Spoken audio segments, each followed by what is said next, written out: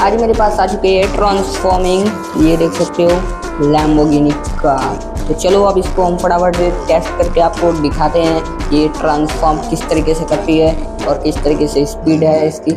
चलो फटाफट से आपको हम फर्स्ट पे टेस्ट करके दिखाते हैं।